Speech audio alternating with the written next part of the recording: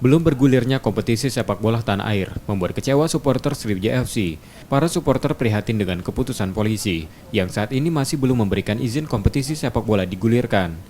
Supporter Sriwijaya FC menilai tidak adanya kompetisi sepak bola berdampak pada kondisi klub peserta liga. Apalagi manajemen klub harus mengeluarkan dana untuk membiayai pemain meski tidak ada kompetisi. Selain itu, kondisi ini juga membuat sponsor klub mundur. Supporter Sriwijaya FC mencontohkan, kompetisi sepak bola di tanah air bisa digelar tanpa penonton, seperti yang diterapkan di beberapa kompetisi Eropa. Yang kami tidak habis pikir, tidak berkaca di Liga-Liga Eropa, Liga Inggris dan Liga Italia sudah bergulir walaupun tanpa penonton. Sekarang dengan liga tidak dimainkan, kasihan manajemen klub yang telah berusaha mencari sponsorship, yang memberikan kontrak pemain, dan pemainnya mencari duit di klub-klub, berharap liga bermain.